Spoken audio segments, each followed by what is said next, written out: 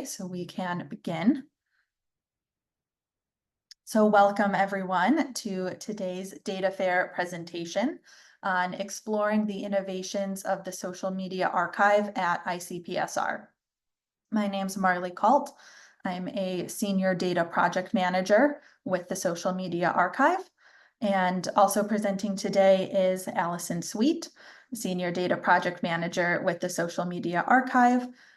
So Alison will be monitoring the chat for the first half of the presentation, and then we'll switch halfway through.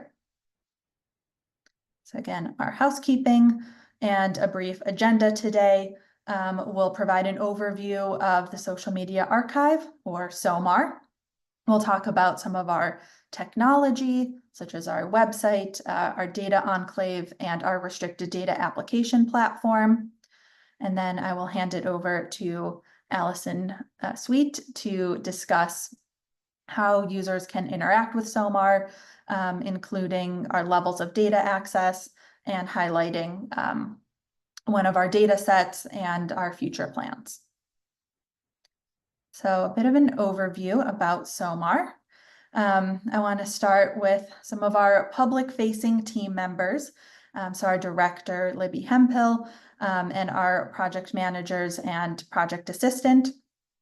And so this is the public-facing staff that you may interact with if you are sending us any questions or submitting data to SOMAR or using SOMAR data. We are all here to help you.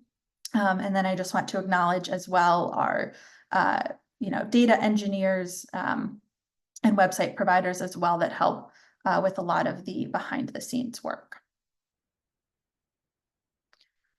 So to talk a bit about some of the data that we have available in SOMAR, just to give an idea of the kinds of things that you can find in the Social Media Archive.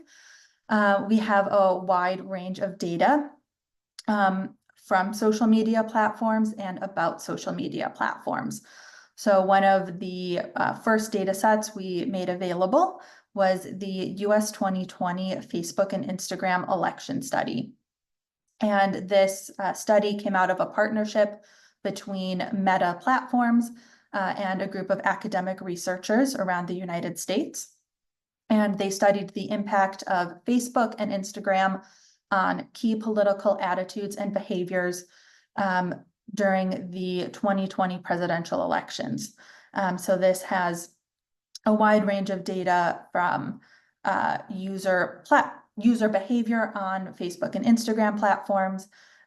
There were surveys conducted, and there's a replication code as well for interacting with this data and building new studies off of this data to learn more about how these social media platforms may have impacted the elections or how user behavior may have changed during the election cycle. Another data set we have also from Meta Platforms is the Meta Content Library, which is a large data set of public posts from Facebook pages, groups and events, and Instagram accounts as well. And we'll be talking more in depth about Meta Content Library later in the presentation, but there are different ways of accessing this data. There's a web-based user interface, and there's a programmatically accessible API. So this data set offers different methods of access and interaction depending on what you're trying to get out of it and maybe what your programming skill level is. So that's one way that this data is being made accessible to a wider audience by offering the user interface along with the API. And another data set I want to highlight is a data set of political and public figure tweets.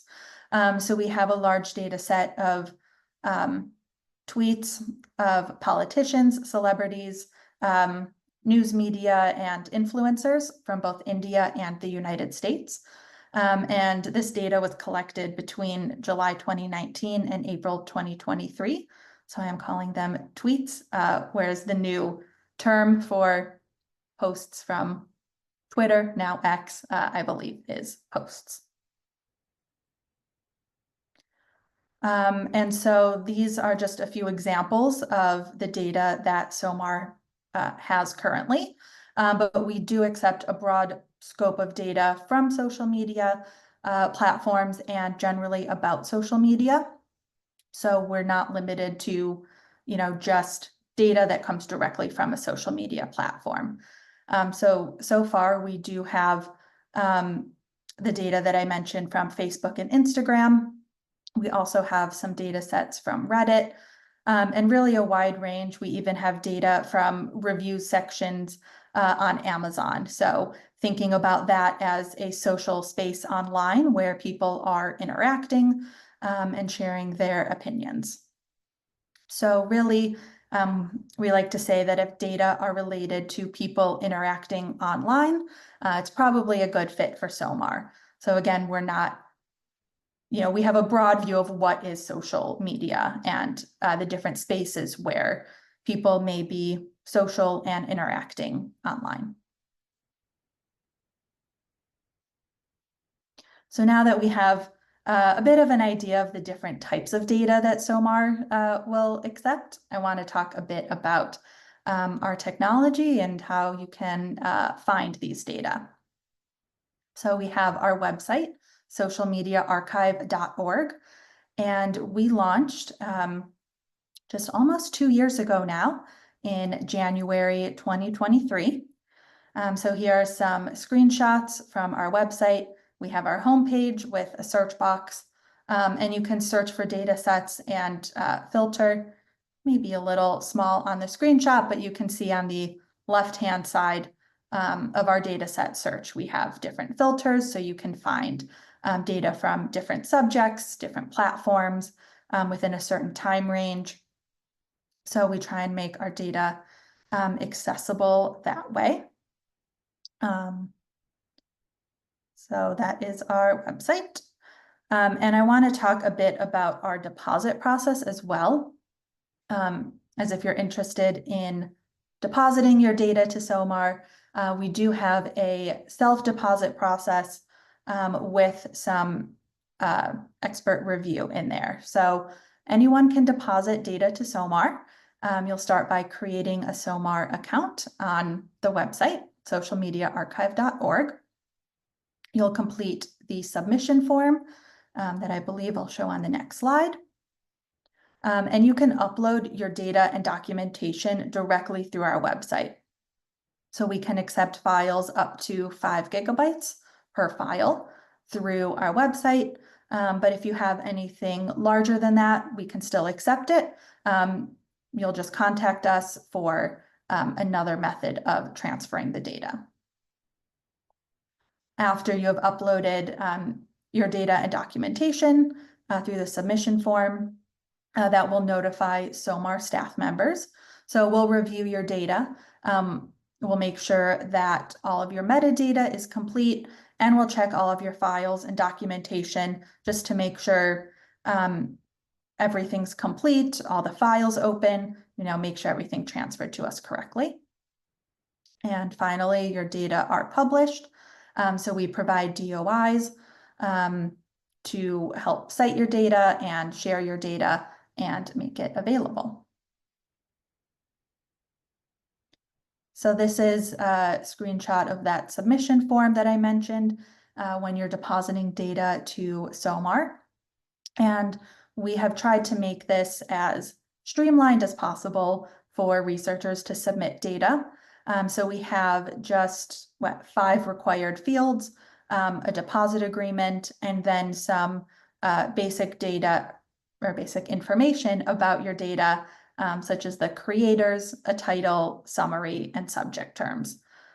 So we have many other fields in here. We always hope you provide as much information as you have available, but we really try and keep it simple to get your deposit started and just provide the most basic information about your data.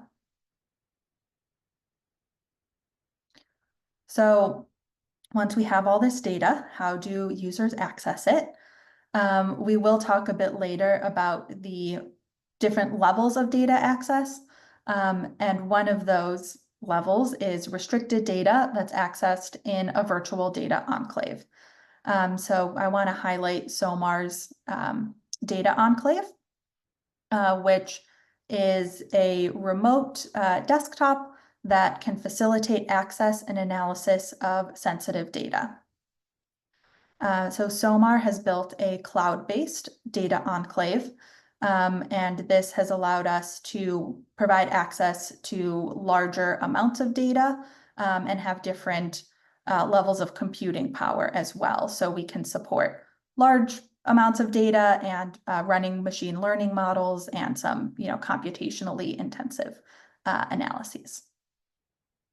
We offer different software options for gathering and working with your data. So currently we offer R, Python, and Stata.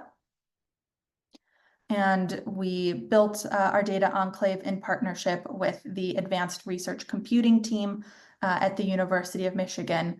So they have been a huge help and support to us and help us maintain this cloud-based enclave so that we can support the larger data that we're seeing with social media data. And the last piece that I'll talk about for SOMAR's technology overview is our restricted data application platform.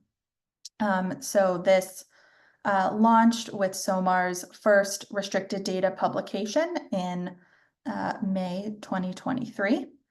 And this is what our platform looks like. We're using a third-party platform service called InfoReady to help manage our restricted data applications and workflow. So on the left-hand side here is our homepage where you can choose which application or which data set you're applying for. And then the screenshot on the right-hand side is an example of an application for the US 2020 election study that I mentioned at the beginning. So you can see just all of the fields that you'll fill out, like your name, project title, that information. So as I mentioned, we use the InfoReady application platform, and this is only used, well, our instance of it is only used for SOMAR data sets. So it does require creating an account. I believe all you need is, a name, email address, and password. So a pretty easy account to create. And through this platform, it allows applicants to start applications, and you can save your application and come back to it later. So you don't have to finish your application all in one sitting.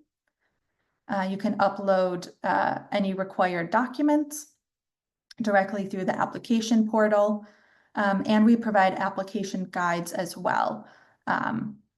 So you can preview all of the questions, and we've provided some additional guidance, and all of this is linked from each specific application. And then using this platform, SOMAR staff have been able to customize applications and the application guides. So we have different application questions and different needs for different data. So we've been able to customize each application for the specific data set. We review applications. We can return them. So if we need more information, we can ask an applicant to provide the information directly in the form and resubmit. And we also approve applications through this platform. We've been able to create custom notifications. So it just allows us to streamline that communication process between us and applicants. And we can also have check-ins and reminders. So this platform has been very helpful for us in setting up our application process and providing all of the features that we've needed to communicate with applicants and create, customized applications for our different data sets. And we can also track and export application data. All right, so with that, I am going to pass it over to Alison to talk about the levels of data access and what types of data might require those restricted data applications.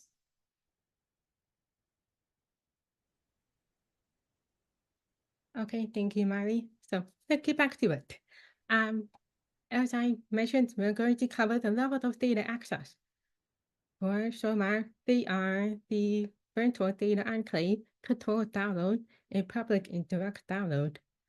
Next slide, please, Marley.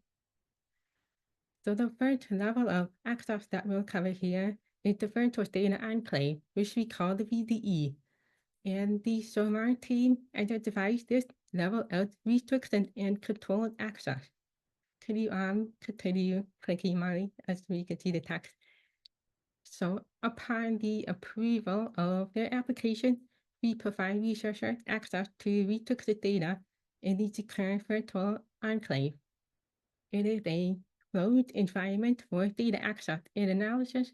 So that means researchers cannot copy and paste information from the VDE or out of or into the VDE, and any output or result from the use of the data in the virtual data enclave must be approved by SOMAR or ICPSR staff before being removed from the VDE for publication. And when any data are placed in the VDE for secondary analysis, that is usually because these data are sensitive or maybe identifiable and contain confidential information. So therefore, the VDE is set so that it helps SOMAR provide privacy and security to the survey respondent and social media platform as appropriate. So to use the data in the VDE, SOMAR typically requires a completed full application through our info-ready platform, a signed and completed restricted data use agreement that outlines the terms of data use in the VDE, a document with IRB or Ethics Review Committee determination of approval, exempt, or any day that says the applicant can use the data in the enclave, and then additional requirements, like for example, resume, experience with sensitive or confidential data. So the VDE is our most restrictive level of data access, and therefore we require more information and documentation from data users than we do for the other levels of access. And before we are going to the next slide, I'm actually putting out the image that is on here. You can see the computer labeled data and a person and then an arrow between both pointing towards the computer. So I thought this was a really nice visual that shows how we bring a person sort of into a computer like the enclave so that they can use the data. Next slide, please. And here is the next and last restrictive level of data access, which we named the controlled download. SOMAR categorizes this level as controlled access and not restricted. And what that means is while the data may not contain sensitive or identifiable data, they may have some restriction on use. So for this access method, the data may be provided directly to the researcher for them to download. And we provide access to only to the researcher with approved application to ensure compliance with the terms of use. So for researchers to get access to the data available through controlled download, SOMAR requires a completed short application via the info-ready platform, and it does not usually require a restricted data use agreement, IRB determination, or experience with sensitive or confidential data. But we do require that researchers read and agree to ICPSR terms of use. And before we get to the next slide, I do want to point out again the visual here, and I love having some visual. you can see the computer labels data and a person, and then the arrow is pointing to the person. So in that sense, we are bringing the data over to the person so that they could clearly download those data themselves. And next slide, please. Thank you. And our next level of data access is the public or direct download. So when viewing a dataset page on the SOMAR website, you will see a teal-colored icon with an open padlock to any items that are available for public or direct download. So those items with those icons are generally files that anyone can download without having to log in. And people can usually download documentation, files, or publications that are associated with the data without having that requirement for login. On the other hand, the login required will be associated with some data set that requires people to sign in before they can download them, and those files are associated with that red button and a closed padlock. And these types of files don't necessarily have any restriction or sensitive or confidential information. It just means that people will have to have a TIN account to enter their email address and password to log in, and users must also agree to ICPSR terms of use upon downloading those data files. I want to add that SOMAR has a really helpful privacy policy page providing transparency and practices that we follow with data user information. So for example, login help us to obtain user statistics and then contact users as needed for assistance or issue. And I want to point out here that the approach that we use for public and direct download that for data files especially is the same approach that ICPs are using on the website. And then we don't require documentation to be downloaded with login. And that is something that we do on ICPSR site as well. I think I am done on this slide, so please go on to the next slide. So we have some example data sets for each access method. So now that we have covered all three levels of data access, I would like to point out some examples. As you saw earlier in the presentation from Marley, the VDE has data from the US 2020 Facebook and Instagram election study and polytweet data. So we don't have to go into detail about that. Before control download, we have the state of social connection data, and it's a great example.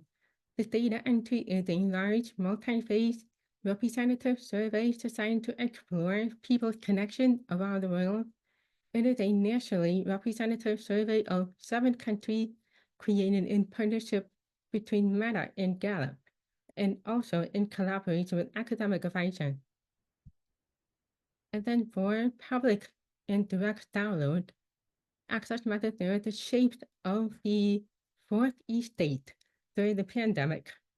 This data entry provides a new high-value COVID-19 tweet data set. The data were collected from March 2020 through November 2020, covering 8 months of the first year of the pandemic. And it's important to note that the data set has just tweet IDs only. Okay, next slide, please.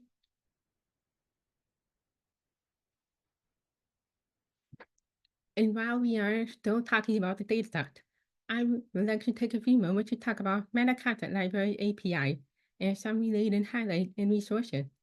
So we have been facilitating access to Meta Content Library data products in the past several months.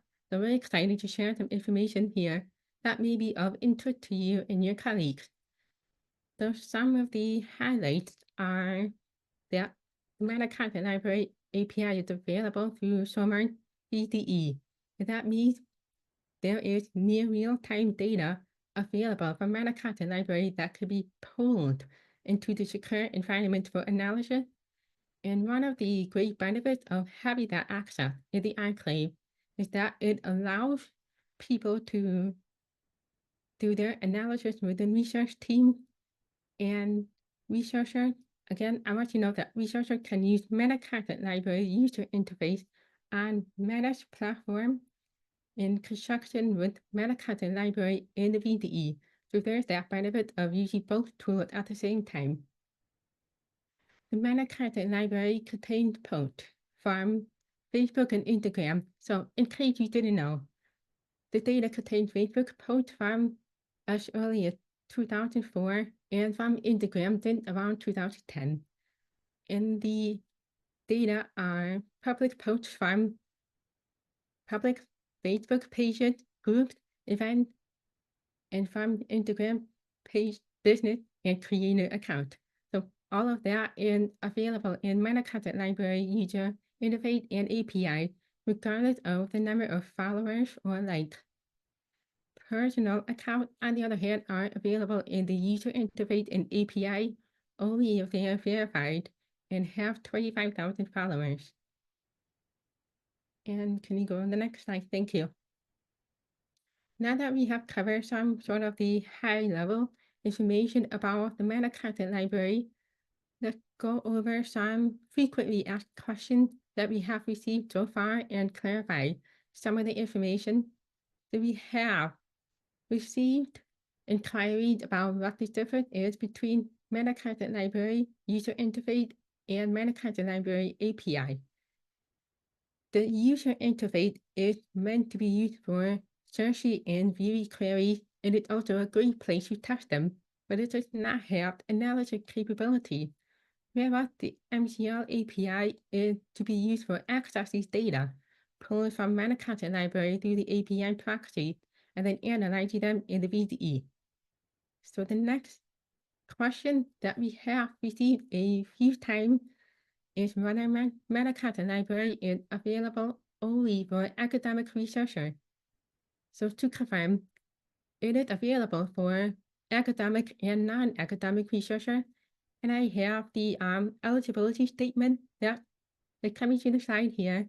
So in general, as long as one is affiliated with a not-for-profit or non-profit entity that has a core activity focused on scientific or public interest research and educational activity, that is pretty sufficient. And if you still have questions about how that works, we are happy to respond to email inquiries after the presentation or talk about that in the Q&A if there is further clarification that's needed. And another one of those frequently asked questions that is becoming more familiar with the research community is, can a team of researchers apply? The answer is yes. 3 researchers with collaborators can apply together in one application. We have fields available on that form to provide collaborator information. And I want to add, before we go to the next slide, that we have received feedback from researchers and worked with our partners to update the language in our web page, application form, and related documentation to help provide clarification about the differences between user interface and API and help people to understand the eligibility criteria and how people can apply for data access as team. We also have frequently asked question text on the SOMAR website, and we still continue to welcome inquiries and feedback from the user community, so please keep them coming. Next slide, please. Thank you. So here are a couple of helpful resources that I want to mention for people who are new to Meta Content Library. First, we have developer documentation produced by Meta and offers a lot of helpful details such as the scope of available data, what the geographic scope and language scope are, the component of Facebook and Instagram posts. So the image on this slide shows sort of an example of what Facebook posts may look like in the user interface result. Meta's resource also provides a link to the frequently asked question. And the next resource on the slide is the SOMAR application slide. And that document, as mentioned earlier, provides a really detailed list of requirements that are needed to apply for access to Meta Content Library. Again, we really encourage people who are interested and new to apply to review those kinds of documents ahead of time to ensure that they know the information that they need to provide, and having that information upfront helps to expedite the application process and hopefully reduces the need to edit the application after the initial submission. And next slide, please. Now, before we move on to the next section of the presentation, I want to talk about a few features that are available now for the Meta Content Library. The one feature is that certain public content posted by public figures and other widely known entities is available for download through the Meta Content Library user interface. And comment from Facebook and Instagram are available as a new data type for analysis in the VDE. And finally, after many months, SOMAR works with ICPSR and the University of Michigan to waive the IRB and ethics review requirement for the data. So this item is no longer required for access to Meta Content Library API in the Virtual Data Enclave. And next slide, thank you. So now I'm gonna start talking about what SOMAR's plans are through 2026. So as you might see, we have a lot going on. So let's start with what we are doing now through 2025. We are experimenting with ready researchers for access to data outside of SOMAR's holdings. This is an arrangement between SOMAR and one of the data providers. SOMAR's role is to review and approve data applications that we do not hold in the archive, and work with the data provider to initiate and implement onboarding and engagement on the data provider end. We have been evaluating this work and making improvement as we progress. We are also planning to cross-list SOMAR data entry on ICPSR's website to help increase visibility of SOMAR's data and to bridge that gap between SOMAR and ICPSR data sources. And a couple of exciting things coming up too is that we are evaluating the virtual data enclave needs for long-term use and development. So we will use this opportunity to explore and test our options for an improved remote computing infrastructure. And we are experimenting with zero forms for improved application submission and review experiences. So for the VDE evaluation and zero forms for application, we're trying to look at what we can do to improve the experiences from both the researcher and the staff end. And further, for our plan through 2025, we are actively accepting additional user feedback about our system and tools as applicable.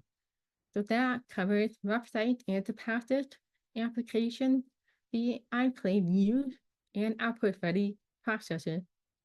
And then finally, in fall 2024, which is this season, we have a few exciting new projects.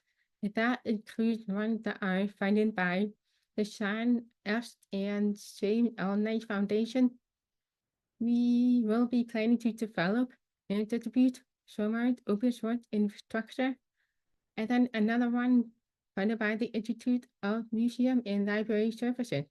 So with those funds, we will build a streaming data collection and analysis pipeline with the goal of enhancing SOMAR's functionality in data management. Then I think we are good to go to the next slide. And we are getting ready to finish our presentation and cover the questions that you may have, but we wanted to make sure to first thank our partners and collaborators that we have worked with to get to where we are and then where we're going. So we thank Meta, Hind, InfoReady, Amazon Web Services, and then various groups across the University of Michigan, and that includes the Michigan Institute for Data Science, the GIVI team at the Institute for Social Research, Advanced Research Computing, and the School of Information that includes student and professional. And last but not least, ICPSR, which I think is coming up in another clip that Marley will do for me. Thank you. Last but not least, ICPSR. So all of our partners and collaborators have supported us in all sorts of ways. And that includes providing us funds and partnership, developing and launching our tools and infrastructure, consultation, and data contribution. So thank you to all of our collaborators and partners. We are excited about continuing to work to increase access to social media data, further enable independent data analysis, and facilitate research in various topics across social media research. And I think with that, we are now ready to start accepting questions. And thank you so much for your patience with me as I somehow lost my slide. So shall we get some questions out now? Yes, I have been, turn my video back on. I've been looking at the Q&A. We have a few questions. I can go ahead and start answering some of these live. So going to our first question from Stephanie. Can you talk a bit more about the self-deposit process in terms of data privacy and platform terms of use? Thinking about some researchers who may have data that they should not be sharing in certain forms.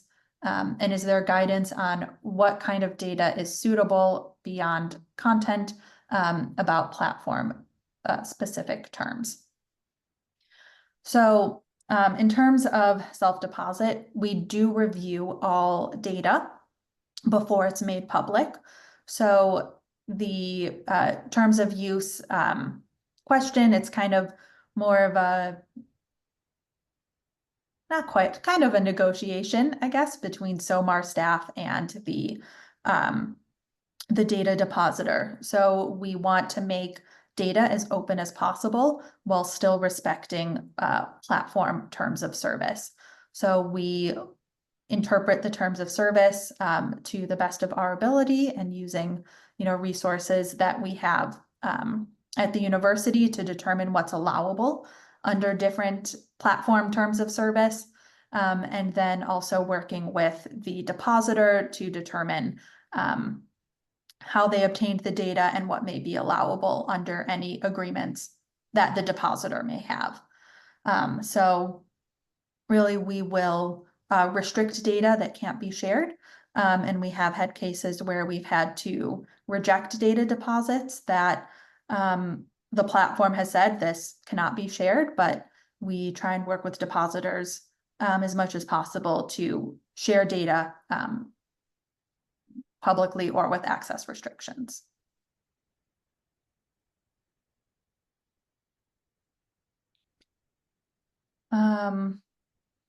We also have a couple questions on working with APIs and API restrictions. So I'm looking at the question from Sarah and the question from Robert, both about how social media data can be gathered and deposited with increasing restrictions on APIs. So this is one area where that SOMAR is really paying attention to.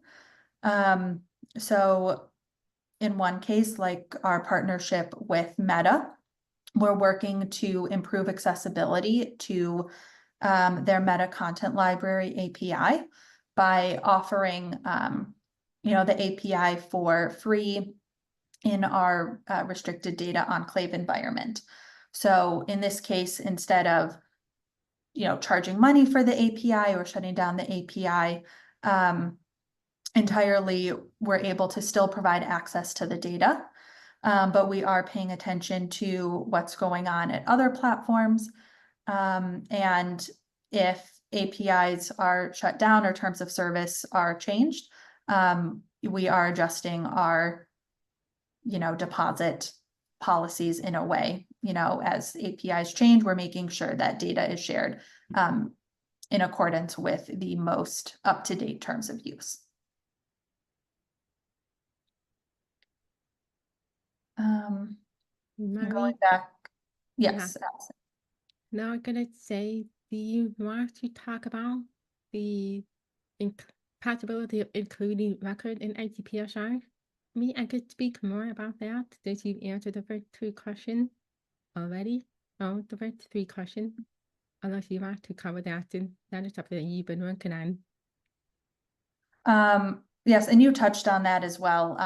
So just to reiterate about Bob Ray's question of including SOMAR records in ICPSR's main website. Currently, the only way to access SOMAR data records is through our website, socialmediaarchive.org, but it is on a roadmap to cross-list all of our records and make them viewable and searchable through ICPSR's main website. Yeah, that is a good amount of work to do. We are still planning to eventually be a part of ICPSR's website, so that way there's more of a push between SOMAR and ICPSR. Right now, we're just working with separate resources. I can answer the question about who determines the level of access to the data. So essentially, ICPSR determines the level of access to the data, and we try to do this based on the amount of information that is considered sensitive or confidential or directly identified. So we try to make sure that we take a look at our data submission before we make them available through whichever mechanism that we do to determine how much information is there that is considered sensitive or potentially identified. So if there is a good amount of data that is sensitive and can be used in combination with other variables to point to a person or a group after doing some analysis, those are generally something that we want to place in the most restrictive access level and make sure that the data in that access mechanism are safe and will be used responsibly. And that's why we have all of those requirements of restricted use data agreement, IRB, and other fields that we ask in our application. Like researchers will have to talk about how they understand to manage safely and analyze safely the restricted data and to ensure that they follow the rules in our data use agreement. And for the controlled download, that, as mentioned earlier in the presentation, is generally data that do not have sensitive data or confidential data, but it has some restriction on use. So we want to make sure that we have some sort of application and a process for researchers to go through and make sure that they provide information about the goal that they have to use the data and agree to ICPSR terms of use as well. And there are certain times that we have to do that based on data providers' need or based on funding requirement. So there's all of those factors that we have to take into play when we publish data after we have done a review and curation process.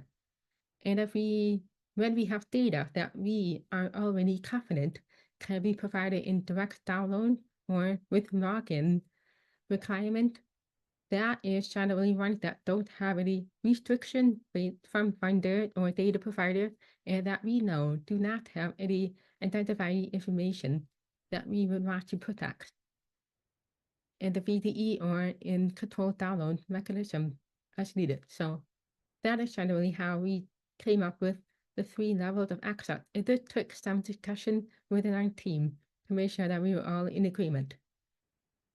And I think that is what I have here for the 3 levels of access. So the next question is from an anonymous attendee.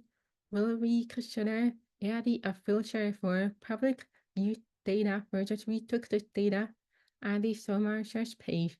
It will make it a lot easier to explain to students. I know Marley works a lot on the SOMAR website, so she could speak more about the filtering. So Marley, you want to take that?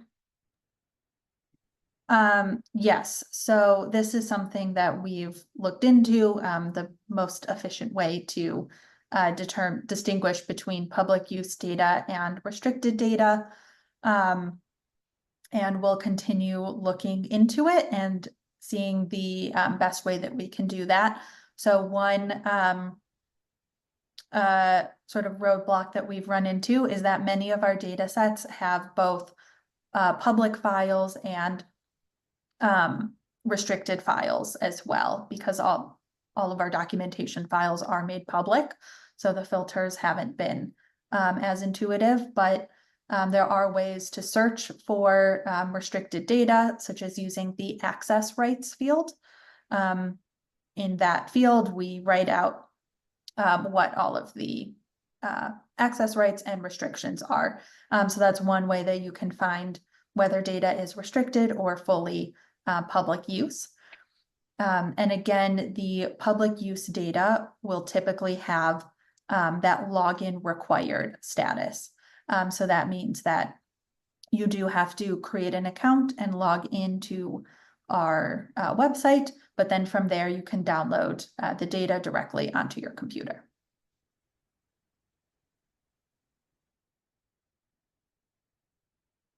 And I could speak really quickly about the Knight Foundation project. Right now we're still in the very beginning and discussion station about the project, but essentially we're trying to find a way to develop and build infrastructure resources that could be used as open source and replicable by data archives that need those kind of resources. So we're still in the discussion phase and doing our roadmap planning and discussing with the funders what the parameters are. So that's what I could share with here, but essentially the end goal is to have an open source infrastructure that is replicable and to help increase access to more real-time data or close to real-time data that researchers can use in time that would help to inform the most critical question about any social media events that are happening at the time. That's probably all I can share right now. And if you have any more questions, we're happy to answer them through somar-help@umass.edu. You're welcome.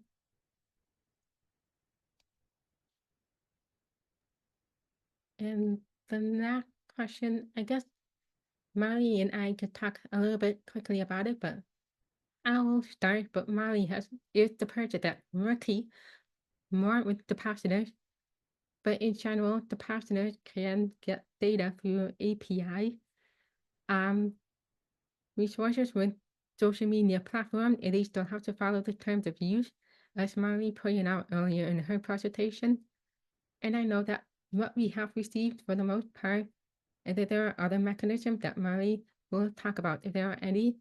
But when we have conversations with depositors and talk about how they collected the data that they want to share, we try to make sure that we ask questions about the terms of use and make sure that the data that we are potentially archiving still adhere to the terms of use that were in existence at the time that the data were collected. And sometimes when we don't know the answer, we advise researchers to speak with experts that would understand what the terms of use are and how they be able to follow them. And I'm going to pass the rest of the answers for Marley to answer because she'll have more information. Thank you, Allison. So, I think you really covered most of it, of how researchers are getting social media data, that they're depositing to SOMAR. So the majority of data, that we're getting was collected through APIs. Many social media platforms currently have, or in the past have had, APIs that are available for public use, or academic use. So there are a lot of different ways that social media platforms have made their data available to academics. And it's mostly through those channels that we're seeing that researchers have collected data and now would like to share it, especially behind their publications. And I will say we have not seen any rogue data sets or any data sets that academics obtained without permission. So all the data that we're seeing has been obtained lawfully, legally, but since we're seeing changes in data sharing policies, that's where we're checking the terms of use to, not so much checking on where the data came from, but can the data be shared out through ICPSR.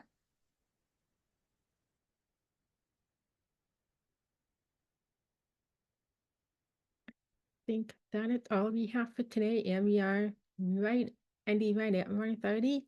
But I do want to point out that there will be a recording with captions available and related resources available in about a couple of business days after the webinar on ICPSR's YouTube channel.